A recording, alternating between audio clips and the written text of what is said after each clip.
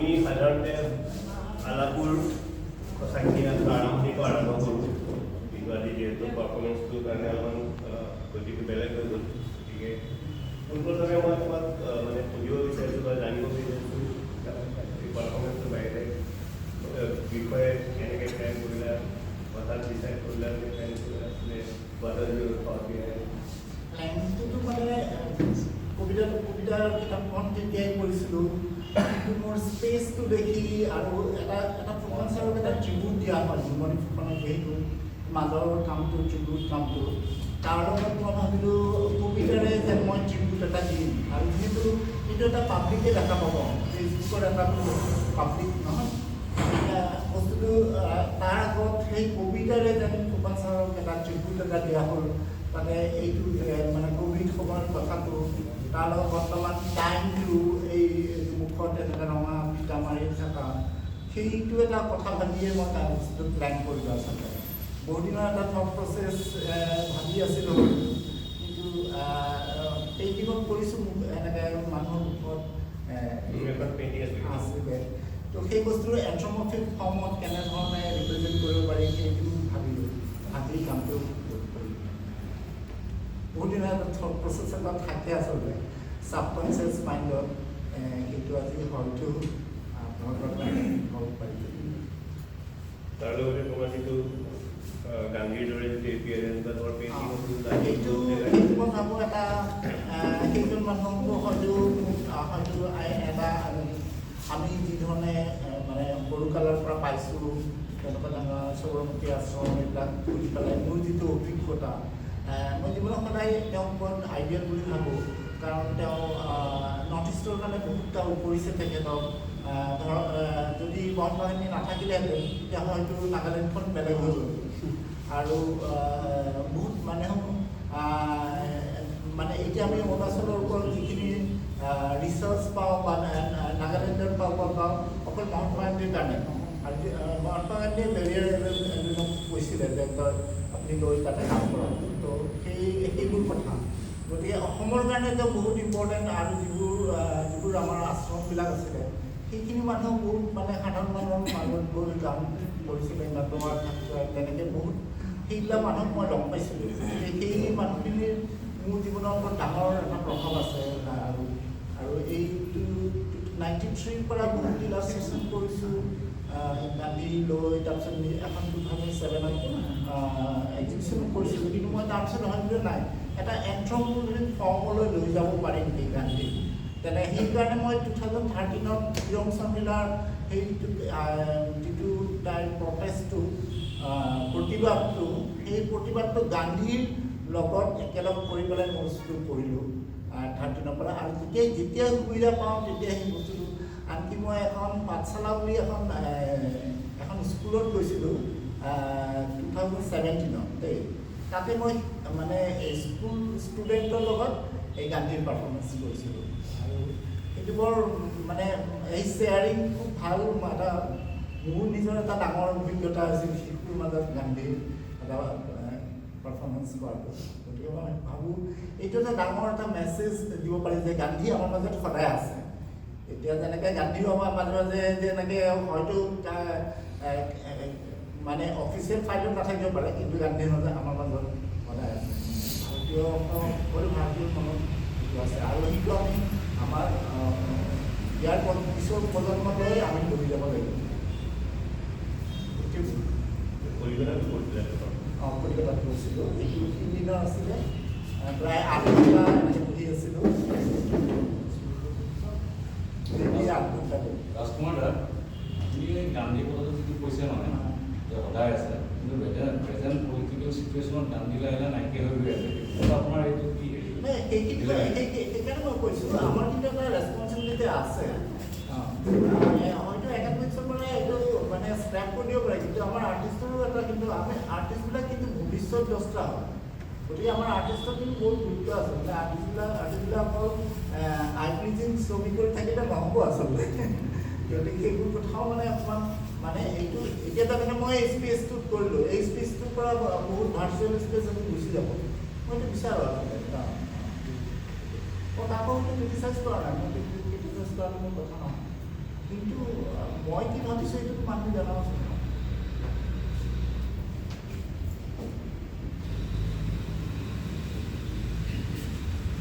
Political চিটুৱেশ্যনটো criticise কৰা উচিত নহয় নেকি? নহয়, সেইটো আৰ্টিষ্টৰ খুব এইটো কাম নহয় আচলতে। আৰ্টিষ্টে ক্ৰিটিচাইজ মানে নিজৰ ধৰণে কৰিব। সেইটোৱে কৈছোঁ। সেইটো ক্ৰিটিচাইজ কৰিব লাগে আচলতে। মই বিচাৰোঁ আৰ্টিষ্টে ক্ৰিটিচাইজ কৰক। ইছ্যুটো হাইলাইট কৰা মানে এটা সাধাৰণ ক্ৰিটিচাইজ মই ধৰ্ণা দিব বা ৰাস্তাত ভোগ নকৰোঁ, কিন্তু মোৰ ছবিৰ দ্বাৰা আঁকিম। মই ধৰক ৰাতি পাৰফৰ্ম চবৰ নিজা নিজা ৰাস্তা আছে। কোনোবাই এটা কবিতা লিখিছে, কোনোবাই এটা গান গাইছে, মই হয়তো এনেকৈ পাৰফৰ্ম কৰিছোঁ বা ছবি আঁকিছোঁ। এতিয়া আমাৰ ৰাষ্ট্ৰীয় জীৱনত আমি মহাত্মা গান্ধীক যেনেকৈ আমি আমাৰ জাতীয় পিতামাতাৰ আদৰ্শ আমি আঁকোৱালি লৈছোঁ, একেদৰে আমি সুভাষ চন্দ্ৰ বসুৰো তেওঁৰ ত্যাগ আদৰ্শ আমাৰ ভাৰতীয়ৰ বাবে তেওঁ এক আদৰ্শ। নীতিবেদে অহিংস বা হিংস এই দুটা সামঞ্জস্যত আমি এতিয়া কোনটো কেনেদৰে গ্ৰহণ কৰিম আমাৰ মতে দেই। তুমি আমাৰ কাৰণে দুয়োজনে আমাৰ ৰাষ্ট্ৰীয় জীৱনৰ হিৰো হয়, কিন্তু এজনৰ তাত লাগি দুজনে কণ্ট্ৰেডিকশ্যন আছে। কিন্তু কাক আমি ধৰি কোনটো লওঁ? তেওঁলোকৰ দুয়োজনে ভাল বেয়া বহুত দিশ আছে। সেইখিনি আমি মোৰ কাৰণে যিখিনি ইম্পৰ্টেণ্ট সেইখিনি মই গ্ৰহণ কৰিছোঁ, আৰু সেইখিনি হয়তো মোৰ সমাজত আহিছে। গান্ধীৰ মানে বহুত কথা আছে, ধৰক ৰাজমোহন গান্ধী, গোপাল গান্ধী তেওঁলোকে লিখি থৈ গৈছে সেইবিলাক কথা। সেইবিলাক কথাৰ মতে মোক যিখিনি এট্ৰেক্ট কৰিছে, তেওঁ নোৱাখালীক লৈ গুচি গৈছিল অকলে, তেনেকুৱা ধৰণৰ এই সাহসটো কোনেও কৰিব পৰা নাছিল। গতিকে সেইটো বস্তুৰ কথা।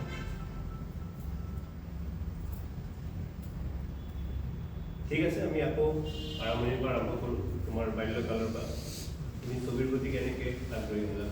ছবিৰ প্ৰতিৰ ক্ষেত্ৰত মই ক'ব লাগিব Guwahati art skill. Guwahati art স্কিলত আহিছিলোঁ। তপন বৰদলৈ আমি এখন এক্সিবিশ্যন পাতিছিলোঁ শিলপুখুৰীত, এই 80 চনত মানে 79 লাষ্ট। তো শ্ৰীমন্ত জ্যোতি বৰুৱা, এটা সুব্ৰত বৰ্মন, তেনেকৈ আমি এখন এক্সিবিশ্যন পাতিছিলোঁ। তাতে তপন এইটো দীপক সংঘ আছিলে, তাতে শিলপুখুৰীৰ। তো সেইখন এক্সিবিশ্যন তপন বৰদলৈ চাব আহিছিলে। মই কপি ৱৰ্ক কৰিছিলোঁ, মেপ এখন আঁকিছিলোঁ আৰু এনেকৈ কিতাপ এখন আঁকিছিলোঁ কপি ৱৰ্ক।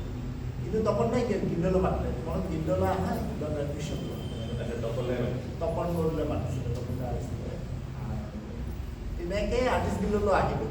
আৰু তেনেকৈ মানে মই তেতিয়া ক্লাছ 9। তো মই আহিলোঁ আৰ্টিষ্ট গিল্ডত বি গ্ৰুপত এডমিশ্যন ল'লোঁ। আৰু আমাক আঁকা ছবি আঁকা শিকাইছিলে সমীৰণ বৰুৱাই। আজিও সমীৰণ বৰুৱাক মেছেজ কৰিছোঁ যে আমি নীলেশ্বৰ বৰুৱাই মেট্ৰিকত কৈছে যে সমীৰণ দাই ক্লাছ লৈছিলে। তো সেই ক্লাছবিলাক মই ভবা নাছিলোঁ, মই এইবছৰলৈ ভবা নাছিলোঁ মই কণ্টিনিউ কৰিম। কিন্তু মই পিছৰ পৰ্যায়ত এজন খুব ভাল টিচাৰ পালোঁ, যিদৰে মানে তেওঁ এজন সদস্য হৰ কুমাৰ ডেকা আৰু ধ্ৰুৱ ডেকা।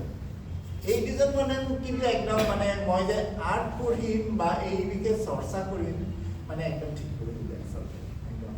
তাৰপিছত কনভেনশ্যন 2টা কোৰ্চ কৰিলোঁ। ঘৰৰ পৰা ভাবিছিলে চায়েন্স পঢ়িব, ল'ৰা ডক্টৰ হ'ব, তেনেকুৱা ধৰণৰ এটা আছিলে। কিন্তু এই দুজন মানুহে মোক একদম আগ্ৰহী কৰি তুলিলে। আৰু শ্ৰীমন্ত জ্যোতি বৰুৱাৰ লগত আমি একেলগে তাৰপিছত চিনেমাৰ প্ৰতি এটা বেলেগ ধৰণৰ এটা আমি পৰম্পৰা চিনেমা তেনেকুৱা ধৰণৰ অন্বেষা, তেনেকৈ পথেন পাঁচালী চালোঁ, তাৰমানে পপকৰ্ণ, এইবিলাক মানে চিনেমা য'ত গুৱাহাটীৰ মানে য'ত চিনেমা হওক আমি গুচি গৈছিলোঁ। মালিগাঁও, বেগজুট, এনেকৈ এইটো এয়া কৰিলোঁ, চালোঁ। তাৰপিছত গুৱাহাটী আৰ্ট কলেজলৈ গ'লোঁ, তেনেকুৱা ধৰণৰ। কিন্তু মোৰ গুৱাহাটী আৰ্ট কলেজৰ ধৰক কোৰ্চটো সেইবিলাক অকণমান অসুবিধা লাগিছিলে, আৰু সেইকাৰণে মই ভাবিলোঁ শান্তিনিকেতন, আৰু যিহেতু তপন দাহঁত শান্তিনিকেতনত পঢ়িছিল, আৰু তাৰ কাৰণে যি প্ৰিপাৰেশ্যনটো সেইটো ধ্ৰুৱ ডেকাৰ বহুত অৱদান আছে। আমাৰ বহুতৰ ক্ষেত্ৰত মোৰ নীলেশ্বৰ বৰুৱা, ধ্ৰুৱ দাৰ বহুতখিনি অৱদান আছে, আমাক আউটডোৰত লৈ গৈছিলে তেনেকুৱা ধৰণৰ। আৰু মই ছেকেণ্ড টাইমত বিশ্বভাৰতী শান্তিনিকেতন চান্স পালোঁ। তো মোক আমাৰ টিচাৰ 83, 85, 86ত যোগেন চৌধুৰী আহিলে। তেখেতে মোৰ ক্লাছ 5 ক'লে তোমাক কি শিকাম, তুমিতো চবেই জানা। মই কৈছোঁ নাই ছাৰ, আপোনালোকৰ বহুত শিকিব লগা আছে ছাৰ। তেনেকৈ প্ৰথমতে মই অৱশ্যে গ্ৰাফিক আৰ্ট প্ৰিণ্ট মেকিঙত এপ্লাই কৰিছিলোঁ বেচেলৰৰ আৰ্ট চিলেক্ট হৈছিলোঁ, কিন্তু মোৰ তেতিয়া খুব গা বেয়া হ'ল। গুৱাহাটীৰ পৰা ডক্টৰে কৈ পঠালে কোনো মানে জুৰি কাম কৰিব নোৱাৰিব, আৰু তেনেকৈ মই মোক মানে তেওঁলোকে অফিচিয়েলি পেইণ্টিঙত দিলে। এইবিলাক পেইণ্টিঙত ডিগ্ৰী কৰিলোঁ, ডিগ্ৰী কৰি তথাপি মোৰ সেই যে প্ৰিণ্ট মেকিঙৰ সেইটো, কাৰণ আৰু বৰোদাৰ বহুত গোলাম আছে, সেইবিলাক তেওঁলোকৰ কথা শুনিছিলোঁ। তো মই বৰোদাত বিকাশ বৰুৱাহঁতে মোক বহুত সহায় কৰিলে, তেনেকৈ 90 বৰোদাত পঢ়িব গ'লোঁ। 90 কমপ্লিট কৰিলোঁ ডিগ্ৰী পেইণ্টিঙত। আৰু মোৰ আটাইতকৈ মানে শান্তি নিকেতনৰ স্মৃতি বুলি ক'বলৈ গ'লে KG সুব্ৰমণিয়মক লগ পাইছিলোঁ। আৰু KG সুব্ৰমণিয়মে মোক এই যে আজি মই এনেকুৱা কালাৰফুল পেইণ্টিং হৈছে, পূৰা তেওঁৰ মানে তেওঁৰ শিক্ষা, তেওঁৰ যিখিনি আমাক ৰঙৰ বিষয়ে যিখিনি কৈছিলে, যেনেকৈ ধৰণৰ আউটডোৰত যা, কেনেকৈ ৰঙাৰ লগত সেউজীয়াটো এক্সিষ্ট কৰিছে এইটো চাবই, এনেকুৱা ধৰণৰ কথাবিলাকে ডাইৰেক্ট গৈ ৰঙৰ। ছেকেণ্ড ইয়েৰত মই যিখিনি পেইণ্টিং কৰিছিলোঁ, যোগেন চেত্ৰী কৈছিল খুব ভাল কাম হৈছে তোৰ, কিন্তু KG সুব্ৰমণিয়মে ক'লে নাই, তই কলাৰে প্ৰথমে কামটো কৰি লৈ তাৰপৰা ৰঙবিলাক ধৰি দিছোঁ, তোৰ ৰঙৰ ব্ৰাইটনেছ গ'ল। তো নেচাৰত যা, নেচাৰত দেখিবি এটা সেউজীয়াৰ লগত কেনেকৈ ৰঙাটো এক্সিষ্ট কৰিছে, বা এটা হালধীয়াটো কেনেকৈ একেলগে আছে। তো মানিদাৰ এই কথাবিলাক আচলতে মই ডাইৰেক্ট তেনেকৈ ৱাটাৰ কালাৰ কৰি বহুত, মই টেম্পাৰাই কৰিছিলোঁ বেচেলৰ সেইটো, পূৰা পেপাৰৰ ওপৰত টেম্পাৰা কৰিছিলোঁ। আৰু প্ৰি মেকিং অকণমান ছেকেণ্ড ইয়েৰত কৰিছিলোঁ, কিন্তু সেই টেম্পাৰা সেইবোৰ লৈ পেলাই বৰদাত এডমিশ্যনৰ কাৰণে গ'লোগৈ। তাৰপিছত এডমিশ্যন টেষ্টত পঢ়িলোঁ, তো মোক 3 নম্বৰ 4 নম্বৰ ৱেইটিং লিষ্ট। তাৰপিছত কি ক'লে যে নাই তুমি এবাৰ লামচেটত কামবিলাক দেখুওৱা। তো গ'লোঁ ছাৰৰ ওচৰত, ছাৰে কাম চাম চাই পেলাই ক'লে তই নেক্সট ইয়েৰ পেইণ্টিঙত এপ্লাই কৰ, মই তোক এডমিশ্যন দিম। মই ক'লোঁ ছাৰ মই আহিছোঁ, মই মেকেনিক কৰিম আৰু ঘৰতো অসুবিধা আছে, গতিকে মই এই বছৰ কৰিবই লাগিব, মানে এডমিশ্যন কৰিব লাগিব। ছাৰে ক'লে ঠিক আছে তই ৱেইট কৰ।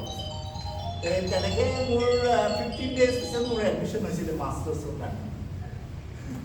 তাৰপিছত মই এডমিশ্যন ল'লোঁ, আৰু মই সৌভাগ্যৱান যে ছমাহতে বিমান সুন্দৰম আহিছিলে। তেওঁ বিমান সুন্দৰমে এটা ইঞ্জিন অইল দি পেলাই এটা ড্ৰয়িঙৰ ৱৰ্কশ্বপ কৰিছিলে, তাতে মই কামবিলাক চাই বহুত ইনস্পায়াৰ হৈছিলোঁ। তেনেকৈ আৰু কাম চাব আহিছিলে আমাৰ ডিপাৰ্টমেণ্টত, মই কাম দেখুৱালোঁ। কাম দেখুৱাতে মোক ক'লে তই তোৰ কামবিলাক কনভেনশ্যনেল লাগি আছে, অকণমান কিবা এটা বেলেগ ধৰণে ভাল, অকল জাপানিজ প্ৰিণ্ট বা তেনেকৈ ধৰণৰ ৰোলাৰ ইউজ কৰ, লোকেল ইংকিং কৰ। তাৰপিছত সেইটো আমাৰ ৰোলাৰ ইমান নাছিলে, সৰু ৰোলাৰ তাত। তো আমি ৰিনি ধুমান বুলি আমাৰ টিচাৰ আছিল, তেনেকৈ ৰোলাৰ আনিলোঁ। তেনেকৈ এই ইয়াতে যিটো প্ৰিণ্ট আছে হেপী নিউ ইয়াৰ প্ৰিণ্টটো তেনেকৈ লোকেল ইংকিং কৰি তেনেকৈ প্ৰিণ্ট কৰিলোঁ। তো এই ধৰণৰ মানে সদায় মই টিচাৰ সদায় ভাল মানে ভাৰতবৰ্ষৰ তেওঁলোকৰ সান্নিধ্য পাইছোঁ। তেনেকৈ ভূপেন খাপখাৰক লগ পাইছিলোঁ, চাহমাত বুলি তেওঁলোকৰ এটা ৱৰ্কশ্বপত ভূপেন গোলাম মহম্মদ শ্বেখ দিল্লী মাষ্টে তেওঁলোকৰ লগত কাম কৰিছিলোঁ। আৰু 92ত মই মাষ্টাৰ্ছ কৰিলোঁ। মাষ্টাৰ্ছ কৰি অসম, তেতিয়া মোৰ 91ত যোগদান ঢুকালে। তো মই অসমলৈ গুচি আহিব লগা হ'ল 92ত কমপ্লিট কৰি পেলাই ঘূৰি আহি পেলাই মই এটা বিক্ৰম চাৰাভাই ফাইনেন্স ফেল'শ্বিপ এটা পালোঁ 2 বছৰৰ কাৰণে 3,000 পাম। তেতিয়া মই আহি পেলাই মই বিভিন্ন ঠাইত ঘূৰিলোঁ। এনেকৈ মই এখন কবি সন্মিলন ৰবীন্দ্ৰ চক্ৰৰ কবিতা শুনিলোঁ, পৰমা প্ৰকৃতি বুলি, আৰু সেই কবিতাৰ ওপৰত এলানি ছবি আঁকিছিলোঁ। এখন বুক কৰিছিলোঁ মই, পৰমা প্ৰকৃতি বুলি, লিনকাত আৰু স্কিনত আছিল, আৰু আখৰবোৰ লিখিছে বৰুৱাই লিখিছিলে। তো সেই কিতাপখন দ্বাৰা মোৰ তেওঁলোকৰ এই ফেল'শ্বিপৰ যিখিনি পাইছিলোঁ সেইখিনি কাম কৰিছিলোঁ, আৰু মাজুলী গৈছিলোঁ, বহুতখিনি ষ্টাডি কৰিছিলোঁ। এইটো মোৰ কাৰণে বহুত ডাঙৰ কথা। তাৰপিছত মই 95ত মোৰ মা ঢুকালে। তো তেতিয়া মই পূৰা মানে তেতিয়া একদম মানে মোৰ ভাইটি গুচি গ'ল, ভণ্টি তাৰপৰা তেতিয়া হ'ল গুৱাহাটীত মানে একদম অকলশৰীয়া হ'ল, আৰু মোৰ কাৰণে আৰ্টিষ্ট দিলে অকল সম্ভৱ তাৰমানে। আৰ্টিষ্ট গিল্ডৰ ষ্টুডিঅ'ত কাম কৰোঁ, তেনেকৈ এটা সৰু গুৱাহাটীত ভাড়া কৰি থাকোঁ, তেনেকুৱা ধৰণৰ। সেইটো মোৰ কাৰণে এটা ডাঙৰ এটা প্লেচ আচলতে। এই ইয়াতে যে 97ত যিখন কাম আছে তেনেকুৱা ধৰণৰ কোলাজ কৰিছিলোঁ। কোলাজৰ পৰা যিহেতু মই গুৱাহাটীত ডাঙৰ দীঘল হোৱা আৰু গুৱাহাটী সদায় আৰ্বান স্কেপটো মোৰ ভাল লাগিছিলে, তো মই বেচেলাৰৰ কামতো তেনেকৈ ধৰণৰ মধ্যবিত্ত ড্ৰয়িং ৰুম এই ধৰণৰ ফিগাৰেটিভ ৱৰ্ক কৰিছিলোঁ বেচেলাৰত। কিন্তু মই মাষ্টাৰ ডিগ্ৰীত গৈ পেলাই একদম খোল খাই গ'লোঁ। মোৰ তাৰমানে অকণমান আৰ্বান বস্তুবোৰ কামত আহিলে, এই হেপী নিউ ইয়াৰ কামত দেখা যায়। আৰু তাৰপিছত মই গৈ অকণমান এইটো ষ্টাডি কৰাৰ চেষ্টা কৰিলোঁ। তাৰপিছত মোৰ এনেকুৱা এটা ভাৱ আহিলে যেন মই যিটো কৰি আছোঁ সেইটো মই বেলুশ্ৰ বা নিপুণ বৰুৱা তেনেকুৱা ধৰণৰ সেই ধাৰণাটোৱে কৰি আছোঁ নেকি, সেই তেনেকুৱা মোৰ মনৰ মাজত কিছুমান কুৱেশ্যন আহিলে আৰু সেইখিনি সময়তে গৰিয়সীত কিছুমান প্ৰবন্ধ ওলাইছিলে উত্তৰাধুনিকতা সম্বন্ধে। এই তাতে দেৰিদা ৰলাবাৰ্ট সেইবিলাকৰ কথা জানিলোঁ। আৰু এটা খুব ভাল লেকচাৰ এটা শুনিছিলোঁ প্ৰকাশ বৰা ছাৰৰ, সেইটো গ্ৰন্থমেলাত দিছিলে তেওঁ। এইবিলাকৰ মানে এই পঢ়া শুনাতে মোৰ মনত এটা বেলেগ ধৰণৰ এটা মেটাফৰ লৈ কাম কৰাৰ প্ৰতি হেৰি কৰিলে। আৰু আৰ্টিষ্ট্ৰি ধৰক আৰ্টিষ্ট্ৰি আমি সাধাৰণতে আমি মাষ্টাৰ ডিগ্ৰী পঢ়া কাৰণ পাৰ্টলৈ পঢ়োৱা হয়। তাৰপিছত 2000 কি হৈছে এতিয়া কনচেপচুৱেল আৰ্ট কৌষ্টুতৰ কথা আমি তেনেকৈ নপঢ়াই আচলতে। তাৰপিছত মানে লাষ্টৰ ফালে কি ধৰণৰ কাম হৈছে এই ধৰণৰ সাধাৰণতে পঢ়োৱা নহয়, গতিকে সেইবিলাকো অকণমান অধ্যয়ন কৰাৰ চেষ্টা কৰিলোঁ তেনেকুৱা ধৰণৰ। আৰু 2000 মোৰ পৰা এটা সলনি এটা হ'ল লছ লেণ্ডস্কেপ কামটো যে এইটো ফালে দেখা পাইছোঁ, সেই কামটো কৰিলোঁ। এই কামটো মানে আমাৰ সুজিত কুমাৰৰ লগত এটা বৰাপানীত এটা ৱৰ্কশ্বপত কৰিছিলোঁ। মই ৰাতি বনজুই দেখা পাইছিলোঁ। বনজুই দেখা পাই আৰু ৰাতিপুৱা সময়ত গৈ কিছুমান পাইনখন কালেক্ট কৰিছিলোঁ। আৰু সেই পাইনখন কণখিনি মই মানে তেতিয়া মই গুৱাহাটী ইউনিভাৰ্চিটিত মানে কমাৰ্চিয়েল ইউনিভাৰ্চিটিত চাকৰি কৰোঁ। সেই পাইনখিনিৰ লগত এই মানে মাজতে মানে কি হৈছিলে কিছুমান ষ্টুডেণ্টে সেই মাৰি আমাৰ গ্লাছ ভাঙিছিলে কমাৰ্চিয়েল ইউনিভাৰ্চিটিত। মই গ্লাছবিলাক কালেক্ট কৰি দিছিলোঁ। এইবাৰ পাইনকণ আৰু ভঙা গ্লাছৰ টুকুৰা দুইটা মিলাই পেলাই মই এনেকৈ প্ৰতীকী এখন ছবি এইখন আঁকিলোঁ লছ লেণ্ডস্কেপ। আৰু এই বস্তুটো মোৰ মনৰ মাজত ৰৈ গ'ল। মই মই ভাবিলোঁ নাই এইটোৱে মানে যেনেকৈ ৰবীন্দ্ৰনাথৰ মানে নিজৰো মানে ৰাতিপুৱাৰ সূৰ্যোদয় দেখি কবিতা নিজৰো স্বপ্নভংগ হৈছিল, ময়ো তেনেকুৱা ধৰণৰ এই বনজুইটো দেখি মোৰ যেন এটা সলনি এটা হ'ল, মই তেনেকুৱা ভাবিলোঁ। তো তাৰপিছৰ পৰা মই অলপমান এই কথাবিলাক ভাবিব চেষ্টা কৰিলোঁ যে কম্পিউটাৰ ইলিটাৰেট এই কথাটো এইটোকে মক কৰাৰ চেষ্টা কৰিলোঁ বা আছাম অইলটোক মক কৰাৰ চেষ্টা কৰিলোঁ। তেনেকৈ ধৰণৰ এই প্ৰচেছটো আৰম্ভ হ'ল তেতিয়াৰ পৰা।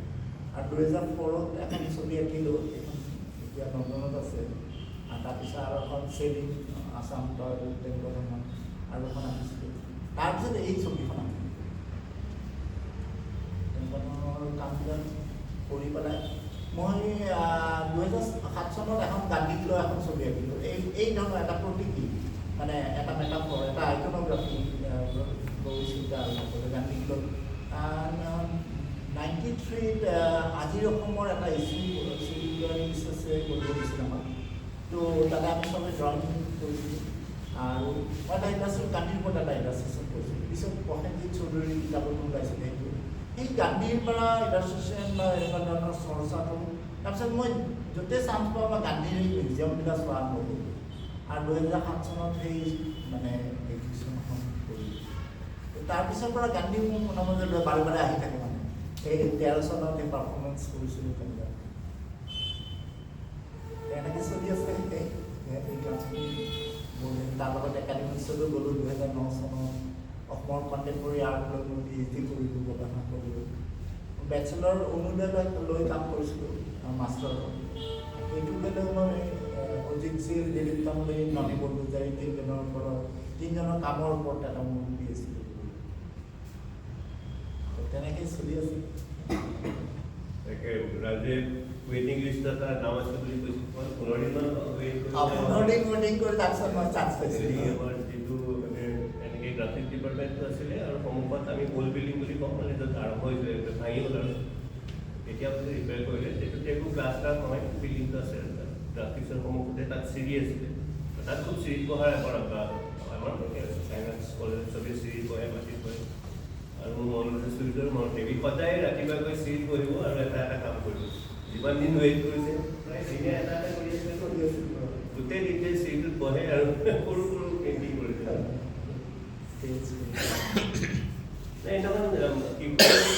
আলোচনাটোতো এইটো কথা বৰোদাৰ যিটো শিক্ষা পদ্ধতি সেইটোৱে আমাৰ কেনেকৈ অসুবিধা হৈছিলে আৰম্ভণি এই কথা আমি আলোচনা কৰিছোঁ কি আছিলে তুমি যেতিয়া ইয়াতো শান্তি নিকেতনত তুমি ডিগ্ৰী কৰিলা তাৰ এটা সম্পূৰ্ণ বেলেগ শিক্ষা পদ্ধতি তাৰপিছত বৰোদা গৈ একদম এটা বেলেগ শিক্ষা পদ্ধতি তুমি কেনেকৈ তুমি মানে হেণ্ডেল কৰিছিলা বা কেনেধৰণে হেৰি কৰিছিলা বা মানে সঁচা কথা ক'বলৈ গ'লে মই শান্তি নিকেতনতো মানে কি বেছি নেচাৰ ট্ৰেডিশ্যন এইটো অকণমান বেছি আছিলে আৰু আমাৰ সময়ত কেইজনমান খুব কনভেনশ্যনেল টিচাৰ আছিলে যিয়ে মানে একদম মানে ষ্ট্ৰিক্ট হৈ থাকে তেনেকুৱা ধৰণৰ আৰু মই ইমান ক'ব নালাগে আছে উৎপন্ন আছে গতিকে এতিয়া শান্তি নিকেতন বহুত মানে এতিয়া সংস্থান ঘোষ বহুত আমাৰ পিছত মানে আমাৰ পিছতে হয়তো ডিগ্ৰী কৰিছিলে গতিকে তেওঁলোকে নিজৰ ধৰণে সেই পেডাগজিটো বহুতখিনি চেঞ্জ হৈ গৈছে আচলতে সেই কণ্ট্ৰাষ্টটো তুমি কেনেকৈ হেণ্ডেল কৰিছা শান্তিনিকেতনৰ পৰা বৰদা কাৰণ মইতো এটা আৰ্বান স্পেচৰ পৰা গৈছিলোঁ ন সেই আৰ্বানৰ মানে ওপৰত মই যেতিয়া কাম কৰোঁ মোৰ কামটো এতিয়া একদম পূৰা ডিনাই কৰি দিয়ে তাৰমানে ই ড্ৰয়িং নাজানে ই নেচাৰত কিয় নাকে ই ধুনীয়া ছবি কিয় নাকে মোৰ কামটো ছবিটা ধুনীয়া নহয় তাৰমানে মই সদায় মানে এই বাইকত পিছত যোৱা তেনেকুৱা ধৰণৰ ল'ৰা ছোৱালী তেনেকুৱাই আঁকো কাপোৰ লৈ তেনেকুৱা ধৰণৰ ছবি আঁকো বা মিনি ফ্ৰক পিন্ধি থকা আমাৰ ঘৰৰ ভণ্টি বা কাৰোবাক ছবি আঁকো তেনেকুৱা ধৰণৰ মোৰ ছবিবিলাক তেনেকুৱা ধৰণৰ গতিকে এইবিলাক ইমান পচন্দ নহৈছিল কিন্তু বৰোদাত এই ফ্ৰীডমটো নাছিল ফ্ৰীডমটো পালোঁ মানে এই কোনো মোক হয়তো কয় তই গোলাপ চাগে ক্লাছত কিয় যাওঁ কিন্তু মোক নম্বৰ কমাই দিয়া নাছিল মানে ক্ৰিটিচাইজটো কৰিছিলে গোলাম চাহেবত ক্লাছত যোৱাৰ কাৰণে ক্ৰিটিচাইজ কৰিছিলে কিন্তু নম্বৰ কমাই দিয়া নাছিল সেইকাৰণে মই টপ কৰিছিলোঁ তাতে কিন্তু আৰু তাতে মই আৰ্টিষ্ট্ৰি ক্লাছ বহুতখিনি মানে তাতে যিটো আৰ্কাইভ আছে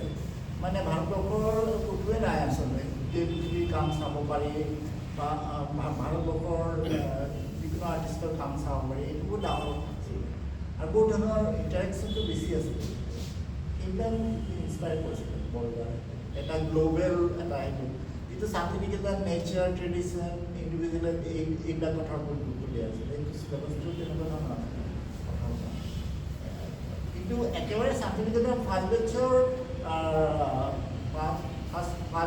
পাছ কৰা মানুহ আমাক শিকাইছিলে সুকুমাৰ মিত্ৰ তেওঁ মোৰ মানে তেওঁৰ সেইটো লাষ্ট ক্লাছ আছিলে তেওঁ আমাক টেম্পাৰা শিকাইছিলে মোৰ টেম্পাৰা যিটো কৰা ধৰণ সেইটো তেওঁৰ পৰাই শিকা আছিলে গতিকে মই তাৰপিছত বহুত ট্ৰেইনিং মই টেকনিকেলি বহুত মানে এই মই গোলাম কেজি চুজনৰ কথাটো কৈছোঁ সুকুমাৰ মিত্ৰ এইসকলৰ পৰা বহুত কথা জানিছোঁ কিন্তু বৰদোৱাত গৈ একদম ভুল খাই গৈছে আচলতে টেকনিকেলি প্লাছ প্ৰচেছটো বহুতখিনি আৰু ৱাইড হৈ গৈছে তুমি কৈছিলা তুমি ডিগ্ৰীত প্ৰথমতে প্ৰিণ্ট মেকিঙত এডমিশ্যন বিচাৰিছিলা সেই সময়তো প্ৰিণ্ট মেকিংটো খুব পপুলাৰ আছিল ধৰা ৰনিদা 2000 মানুহে কৰিছিলে আমি নাজানিছিলোঁ মোৰ মানে আচলতে টেকনিক কাৰণ মোৰ এনেকুৱা আছিলে মইতো কিন্তু টেকনিক শিকি আহিছোঁ মই এটা প্ৰিণ্ট মেকিং শিকোঁ নতুন বস্তু শিকিবৰ কাৰণে মই গৈছিলোঁ কাৰণ মই এইটো টেম্পেৰা ইয়াতে তপন বৰদলৈ যিটো একদম পূৰা শান্তি নিকেতন নতুন টেকনিকত মোক টেম্পেৰা শিকাই দিছিলে আৰু বাকী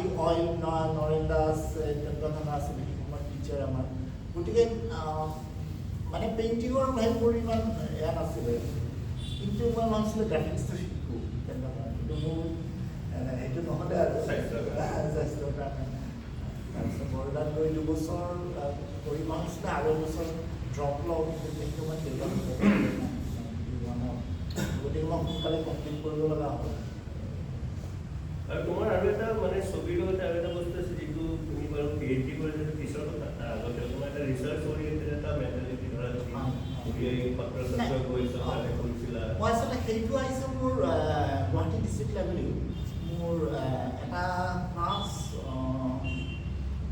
3য় মানৰ পৰা মোৰ মাটিৰ তাৰমানে লাইব্ৰেৰী কাৰ্ড আছিলে আৰু তো আমাক কিবা লৈ যায় গুৱাহাটী ডিষ্ট্ৰিক্টৰ আমি তেতিয়া 70 গুৱাহাটী ডিষ্ট্ৰিক্ট লাইব্ৰেৰীত গৈ কিতাপ পঢ়োঁতে আৰু মই 5-6তে শিলভদ্ৰ, লক্ষীনন্দন বৰা, ৰমা দাস চব পঢ়িছোঁ তাৰমানে মানে ইৰটিছ মানে তেতিয়াই মানে পঢ়িছোঁ। পৌৰৱ চলিয়া মানে 700 পঢ়িছোঁ।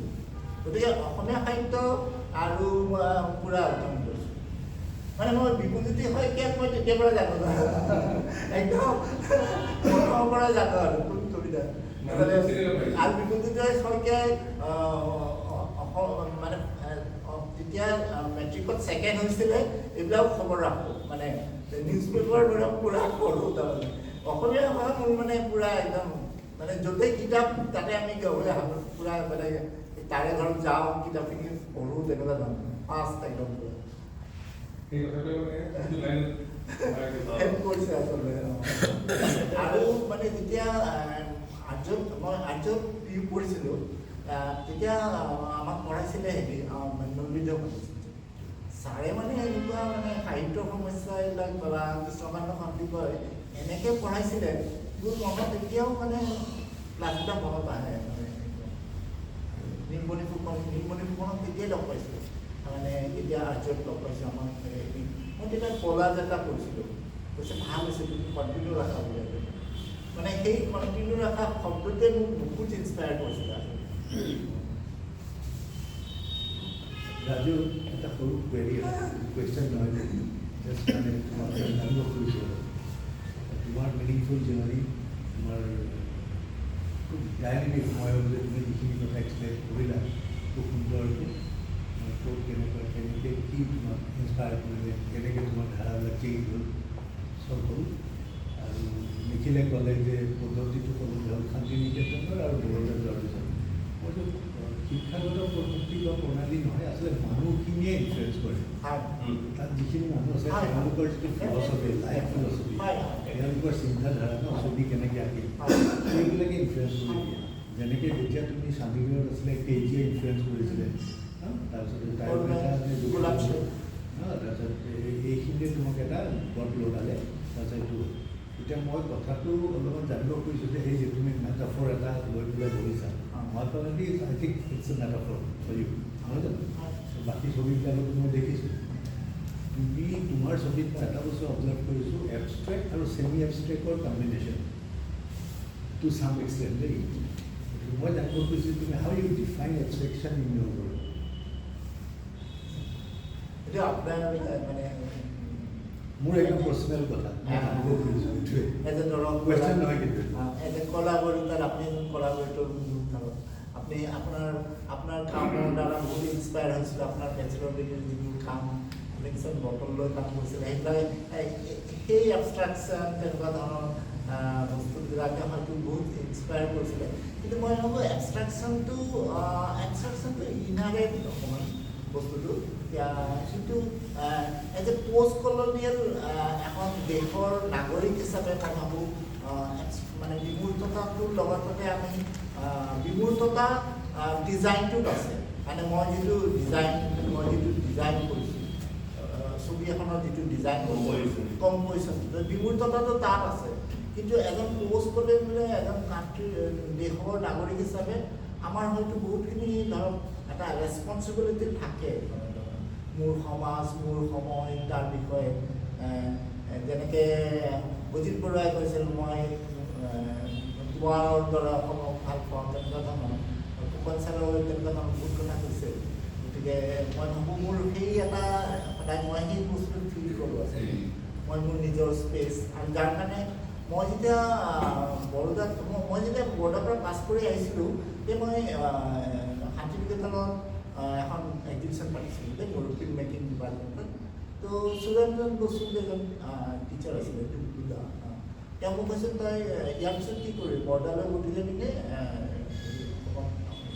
কৈছোঁ মই অসমত থাকি কাম কৰিম আৰু তাৰ কাৰণে মই বিক্ৰম চাওলা এটা স্কলাৰশ্বিপ পাইছোঁ মই তাতে লিখি দিছোঁ মই অসমত থাকি কাম কৈছোঁ তোৰ এইটো ৰাইট ডিচিশ্যন কাৰণ তই যদি এতিয়া বৰদাত থাকি কাম কৰ তোৰ কামটো সিহঁতৰ নিচিনাই হ'ব আছে যিহেতু অসমত গ'লেতো এটা নতুন কিবা এটা ইমেজেৰী তোমাৰ আমাৰ মাজত হয়তো আহিব তো তেনেকুৱা ধৰণৰ আৰু মই যিমান পাৰি ষ্ট্ৰিক্ট হৈ থকাৰ চেষ্টা কৰিছিলোঁ ফেমিলিও দিয়া নাছিল কিন্তু মই নিজেও চেষ্টা কৰিছিলোঁ মই ইয়াত অসমত থাকি কিবা এটা কৰাৰ আৰু যিটো মই পাইছোঁ মই মানে ফৰ্চুনেট যে মই বহুতখিনি পাইছোঁ ইয়াৰ পৰা। এইখিনি বুজিলা তুমি ভিক্টৰিয়া লিখি বস্তুটো ট্ৰান্সফাৰ কেনেকৈ কৰিছা তোমাৰ এইটো ভৰ্বেল কবিতা চবিতা খুব সুন্দৰ আৰু এটা এছেঞ্চ এটা মিনিংটো আছে কিন্তু সেই মিনিংটো তোমাৰ ছবিটো পঢ়িব লাগিব গতিকে তুমি কেনেকৈ ভৰ্বেলটো ভিজুৱেল ট্ৰান্সফৰ্মেশ্যনটো কেনেকৈ কৰা আৰু তাত মই যিটো এবষ্ট্ৰেকশ্যনৰ কথা কৈছোঁ সেইটো তুমি ভাবানে কি যে টু চাম এক্সটেণ্ট ইটছ এম্বিগুইটি এম্বিগুৱাছ নাই হয় এম্বিগুইটিটো আছে। Thank you for your compliments. তুমি অসমৰ কথা কৈছা যে অসমৰ পৰা অসমলৈ ঘূৰি আহিলা বা তোমাৰ কামত অসমক তুমি কি ধৰণে মানে আসাম যেনেকৈ তুমি এটা বেলেগ ধৰণে ড্ৰাইভাৰ বা এটা চুৰি কৰে মানে এইটো যে বাৰে বাৰে অসমৰ এইটো লিখিছোঁ যে বাৰে বাৰে সেই পেইণ্টিংটো আহিছে মই সেইটো যেতিয়া ভূপেন বৰ্মনক কোনোবা সেইটো উদীয়মান বুলি লিখিছে কাৰণ ভূপেন বৰ্মন খুব ক্ল'জ আছিলে আচলতে তো ভূপেন বৰ্মনক এজনে উদীয়মান ঢুকোৱাৰ পিছত এজনে উদীয়মান শিল্পী এজন আমাৰ মাজৰ পৰা হেৰাই গ'ল মোৰ মানে একদম মোক বহুত বুকু খুন্দা মাৰি ধৰিছিলে আচলতে মই মানে নিজে মানে যেন মানে কান্দোনত ভাঙি পৰিছিলোঁ তেনেকুৱা লাগিছিলে মই এই পেইণ্টিংখন আঁকিছিলোঁ যে যিজন মানুহে ইমান নলবাৰীৰ নিচিনা গৈ পেলাই বৰোদাত ইমান সুন্দৰ কাম কৰি এটা অসমৰ নামটো উজ্বলাই দিছে সেই মানুহজনক যদি ইমানখিনি এচিভমেণ্টৰ পিছতো যদি উদীয়মান বুলি কয় গতিকে শব্দ এটা ব্যৱহাৰৰ ক্ষেত্ৰততো মানুহ বেয়া হ'ব লাগে তাকো এইটোৱে এটা ফেচবুকৰ পেজত কৈছিলে মোৰ এইবিলাক বস্তু মোৰ খুব গাত লাগে আচলতে তেনেকুৱা ধৰণৰ মইতো নীৰৱে সেইটো প্ৰতিবাদ কৰিছোঁ মোৰ ছবি এই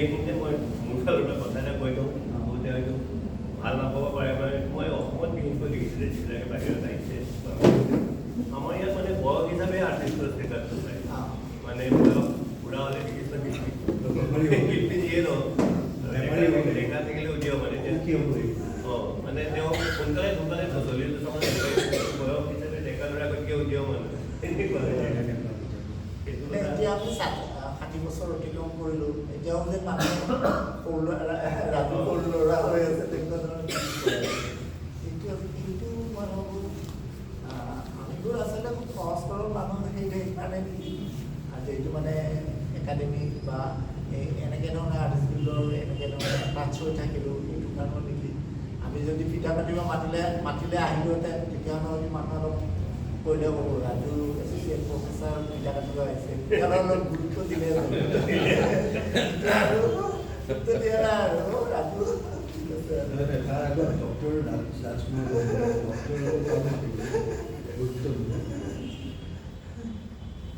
আসাম অইল চিৰিজটো আৰু মানে মোৰ এটা মানে হেৰি আছে উল্টা কুৱেশ্যন এটা আছে কাৰণ আজিকালি কিছু নতুন বিশেষকৈ ৰিচেণ্টলি হৈছে লঘোণ লৈ মানুহবিলাক খুব কনচিয়াছ তলৰ ইফাল সিফাল কৰিলে এটা শান্তি কেছো দিব পাৰে এনেকুৱা এটা পৰিৱেশ এইটো লৈ পেলাই কোনো প্ৰব্লেম হোৱা নাই প্ৰব্লেম মানে মোক বহুত মই এইটো মাজে মাজে উল্টা কৰি দিছোঁ তেনেকৈ তাৰপিছত এইটো তেনেকৈ মই ভাবিছোঁ মানে যাতে কোনোবা কেছ নহয় আৰু সেইজনৰ কাণৰবিলাকে মাজে মাজে কৰিছোঁ চেষ্টা কিন্তু তেনেকৈ মই নাই এতিয়ালৈ ক্ৰিটিচিজমটো কোনো পোৱা নাই এতিয়ালৈ যে মই মানুহজনক তুমি মন কৰি হেৰি কৰিছা নেকি যাৰ কাৰণে মই সেইটো মোৰ এই মানে মাৰ্চেল ডিচাম্বৰ প্ৰতি বহুত এটা মোক আচলতে বহুত ইনস্পায়াৰিং লাগে মাৰ্চেল ডিচাম সেইকাৰণে মই মাৰ্চেল ডিচামৰ ওপৰতো আছামটো লিখি দিছোঁ গতিকে এইবোৰ বস্তু আচলতে খুব মানে কি ভিতৰৰ পৰা এফেক্ট কৰে আচলতে অডিয়েঞ্চৰ ফালে যোৱাৰ আগতে আৰু এটা যিহেতু তুমি আমি বৰোদাৰ কথা পাতিলোঁ চণ্ডিগড়ৰ কথা পাতিলোঁ আৰু টেলিভিছনৰ কথা ইনডাইৰেক্টলি তুমি নিজে এজন শিক্ষক ইউনিভাৰ্চিটিৰ ক'বলৈ যে টিচাৰ তুমি কি কৰিব বিচাৰা টিচাৰ মইতো মানে প্ৰথমতে যেতিয়া আসাম ইউনিভাৰ্চিটিত মানে মোৰ সৰু চাকৰি মোৰ এটা ষ্টুডেণ্ট আছে দেই ইয়াতে কিষাণ বাগদি কিষাণ বাগদি মানে এনেকুৱা ষ্টুডেণ্ট সি মানে মই যিবিলাক কিতাপ সিহঁতক দেখুৱাওঁ সি লগে লগে জেৰক্স কৰি পেলায় আৰু মই যিবিলাক কথা ক'লে সেইবিলাকতো লিখেই আৰু যিবিলাক কিতাপ দিছোঁ লগে লগে ছাৰ এইটো মোক দিয়ক জেৰক্স কৰি তেনেকুৱা ধৰণৰ আৰু প্ৰথমতে মই 2020 চনলৈ আৰ্ট হিষ্ট্ৰী পঢ়াইছিলোঁ। এইটো এটা মোৰ কাৰণেও এটা ডাঙৰ কথা, কাৰণ মই নিজেও আৰ্ট হিষ্ট্ৰীটো খুব ভাল কৰি, কাৰণ মই সাধাৰণতে চাইনিজ আৰ্ট এইবিলাক যিহেতু মই চান্দিনীত পঢ়িছিলোঁ, এইবিলাক আমাৰ অৰুণ পাল ছাৰ, গতিকে যোৱাৰ লগে লগে মোক সেই চাইনিজ আৰ্টটো দি দিলে। তাৰপিছত মোক পূৰা ৱেষ্টাৰ্ণ আৰ্ট, ইণ্ডিয়ান আৰ্ট তেনেকৈ গোটেইবোৰ পঢ়াইছিলোঁ। গতিকে সেইটো মোৰ কাৰণে এটা ডাঙৰ কথা। মই পূৰা থ্ৰু আউট 20লৈ পঢ়াইছোঁ। আৰু প্ৰিণ্ট মেকিংটো ইহঁতক প্ৰিণ্ট মেকিং কৰাইছিলোঁ আৰু পেইণ্টিঙৰো ক্লাছ লৈছিলোঁ আৰু টেম্পাৰা ক্লাছ লৈছিলোঁ। তেনেকৈ মই বিশেষকৈ মই ভাল পাওঁ ফাউণ্ডেশ্যনৰ ক্লাছ কৰি, কাৰণ ফাউণ্ডেশ্যনত বেছিকটো, কাৰণ এতিয়া এটা ষ্টুডেণ্ট সিহঁতে যেতিয়া আহে এডমিশ্যন ল'ব ক্লাছ 12 পাছ কৰি, সিহঁতে ডাইৰেক্ট মানে স্কেচিঙৰ কৰা, নেচাৰক প্ৰত্যক্ষ চকুৰে দেখা বা এই চকুৰে চাই আঁকিবলৈ সেইটো নকৰে, ডাইৰেক্ট মোবাইল চাই কৰি দিয়ে। তো মই ইহঁতক ষ্টেচনত লৈ যাওঁ, ষ্টেচনত মোক অটো ড্ৰাইভাৰবিলাক কয়, এই ছাৰ লাষ্ট ইয়াৰো নিয়ে আহিছিলোঁ ওদেৰকে। তো তেনেকুৱা আৰু মই প্ৰতি বছৰ লৈ যাওঁ। তাৰপিছত অভাৰব্ৰিজৰ পৰা ৰেল লাইনটো কেনেকুৱা দেখিব সেইবিলাক কওঁ। সিহঁতৰ ওচৰত সময় নাথাকে, ৰ'দ বেছি, মই ওচৰত ফটোগ্ৰাফ কৰোঁ, ফটোগ্ৰাফ কৰি সেইটো ঘৰত গৈ ড্ৰয়িং কৰোঁ, সেইটোৰে পেইণ্টিং বনাওঁ। কাৰণ বেছি সময় থাকিব নোৱাৰে, কাৰণ গা বেয়া হ'ব পাৰে, তো সেইটো এটা দায়িত্ববোধ থাকে। গতিকে তেনেকুৱা ধৰণৰ ক্লাছবিলাক কৰোঁ। গতিকে এতিয়া বেছিভাগ ফাউণ্ডেশ্যনৰ ক্লাছ লওঁ। আৰু PhD মোৰ আণ্ডাৰত এতিয়ালৈ 4টা PhD পাইছে। তাৰে এটাই ডিজিটেল আৰ্ট লৈ, digital technology in contemporary Indian art, এইটো লৈ কাম কৰিছে। তাৰপিছত এন্থ্ৰপ'মৰ্ফিজম ইন ইণ্ডিয়ান কণ্টেম্পৰেৰী আৰ্ট, এনেকুৱা ধৰণৰ। এটাই খুব ভাল প্ৰিণ্ট মেকিং পেডাগজিৰ ওপৰত কাম কৰিছিলে, কষ্টম নামগুৰি। এই বৰ্তমান আহমেদাবাদ ইউনিভাৰ্চিটিত গতিকে এনেকুৱা ধৰণৰ কাম কৰি আছোঁ। আৰু এজনী আমাৰ মোৰ PhD স্কলাৰ আছে, অদিতি ডেকা, তাই মেৰী মিশ্ৰ, নিপন বৰুৱা আৰু সুভাষ ব্ৰহ্মৰ ওপৰত কাম কৰিছে। গতিকে এই ধৰণৰ মানে এজন স্কলাৰে যেতিয়া কাম কৰিব, তেতিয়া কিন্তু ময়ো ইনভলভ হৈ যাব লাগে। এতিয়া মই digital technology Indian contemporary art, মই গোলাম চাকৰ গীতা কাপুৰৰ ঘৰত গৈছোঁ, বা বিমান সুন্দৰমে মণিপুৰত লেকচাৰ দিব গৈছে। আমি একদম চুমত উঠি পেলাই ইম্ফল গৈছোঁ, ছাৰৰ লেকচাৰ শুনিছোঁ। আৰু মই ছাৰক কৈছোঁ, ছাৰ মই আপুনি মোক কেনেকৈ চাই দিছিলে এনেকৈ কৈছোঁ। আৰু মই ছাৰক এটা কুৱেশ্যন কৰিছিলোঁ। ছাৰে কৈছিল তই আমাৰ দিল্লী ঘৰত আহিবি। তো মই তেওঁৰ ঘৰত গৈছিলোঁ, 1918 তেওঁলোকৰ ঘৰত গৈছিলোঁ। তো মোক বহুতখিনি কিতাপ পত্ৰ দিলে, কাম চাম চালে, কৈছে ভাল কাম। গীতা কাপুৰৰ লগত বহুত যোগাযোগ আছে মোৰ এতিয়া, আমাৰ চিনত এইবাৰ লিখিছে তেওঁ, সেইটো যোগাযোগ মোৰ লগত আছে। আপোনালোকৰ ফালৰ পৰা প্ৰশ্ন কিবা জানিব লগা আছে, সুধিব লগা আছে? ৰাজুদা, এই আৰ্টছমত আপুনি ৰাতি ৰাতি যে কাম কৰিছিল ৰুদ্ৰাৰ লগত, হয়, এতিয়া তাত আছে, সেই তেতিয়াৰ প্ৰভাৱটো কি আছিল বনাই নাই, তেতিয়া মানে কি হৈছিলে, তেতিয়া মোৰ ফেমিলি আছিলে আৰু মোৰ ল'ৰাটো বহুত সৰু আছিলে আৰু বহুত তীখৰ হয় তাৰমানে। ই তাৰমানে ঘৰত ছবি আঁকিলেই পৰা খোজকাঢ়ি থাকে, সেইটো পিছফালে আছে। তো সেইকাৰণে এটা ষ্টুডিঅ' স্পেচ লোৱা ভাল। তো মই আৰু ওলোপে তেতিয়া আমি কিমান টকা দিওঁ, হাৰ্ডলি 800 মান দিম ওলোপে, দুজনে 400,000 টকাত এনেকৈ ষ্টুডিঅ' স্পেচটো লৈছিলোঁ। মানে 4টাৰ পৰা মই 5টা বজাত মানে এইখিনি আহি পাওঁ, চানমাৰি পাওঁ, বাছেৰে আহোঁ। 4টা বজাত আমাৰ ছুটি, 5টা বজাত পাওঁ। 9টা বজালৈ পূৰা সেই ষ্টুডিঅ'ৰ পৰা 9টা বজাৰ পিছত ঘৰ গৈছে। কিন্তু সেইখিনি সময়তে মই এই ডাঙৰ পেইণ্টিংখন কৰিছিলোঁ, এই শিৱটো মহাত্মা পেইণ্টিং ৱাটাৰ কালাৰ। মানে সেইখন তেনেকৈ ৱাটাৰ কালাৰ দি 3-4 দিনত পাইছিলে, তেনেকুৱা ধৰণৰ কাম কৰিছিলোঁ। বহুতখিনি কাম মানে জানিছিলোঁ তাতে কৰা, মানে মোৰ ট্ৰিবিউটটো মহাত্মা তাতে কৰিছিলোঁ। মই দেখিছিলোঁ এই স্পেচটো মানে একদম বহুত ভাল আছিলে। ওপৰত সুজিত মই দেৱানন্দ লোক আৰু মই তাতে মোৰ চিনেমাখনৰ আপুনি পেইণ্টিং কৰি দিছিল। আমি এটা গ্ৰুপ কৰিছিলোঁ সেইখিনি সময়ত 2004ত আণ্ডু অবজেক্টছ বুলি। এইটো আচলতে মোৰ মূৰৰ পৰা আহিছিলে আচলতে। মই তাৰ আগতে ৰোলা ৱাটাৰৰ এই কেমেৰা নিচিনা বুলি এখন কিতাপ আছে, তাতে ডু আণ্ডু এইবিলাক আছে আৰু। এতিয়া শিলচৰত গৈ পাইছোঁ যে সিহঁতে যিকোনো কথাতে আনটো কৰি দিয়ক বুলি কয় আমাৰ পিছফালে বহি আছে কিষাণে গম পালোঁ যিকোনো কথা আনটো কৰি দিয়ক কিন্তু মানে মই 2004 মানে সেইটো কেমেৰা গুচিলাত সেইটো আছে ৰলাবাটে লিখিছে তাৰ পৰা আনটো অবজেক্ট আহিব যে ৰাজস্থানে মোক বহুত খুলিছে কেনেকৈ পালাই বৰ কিন্তু নাই গ্ৰুপটো আমাক চবেই গিলত ইমান পাত্তা দিয়ে নাই আমি নিজাকৈ কিবা এটা কৰা উচিত তেনেকৈ আমি এনেকৈ এক্সিবিশ্যন পাতিলোঁ অপৰাধ চিনেমা দেখাইছিলোঁ আৰু মৃগাংক আৰু মণি আৰু আমি চবেই 1000 কণ্ট্ৰিবিউট কৰি প্ৰজেক্টৰ আমি চিনেমা দেখাইছিলোঁ আৰু এক্সিবিশ্যন পাতিছিলোঁ এই তাতে কিছু বছৰ ক্ৰিয়েটৰ তাতে এক্সিবিশ্যন দিছিলোঁ প্ৰথমবাৰ কিছু আৰু যুগল বস্তু সেই শ্ব'খন মানে একদম মানে অলপ বেলেগ ধৰণৰ ব্যতিক্ৰমী এখন শ্ব' এটা হৈছিলে তাণ্ডৱ এইটো অমৃতা গুপ্তা সিঙে লিখিছে প্ৰথম তাৰ এখন কিতাপ ওলাইছে তাতে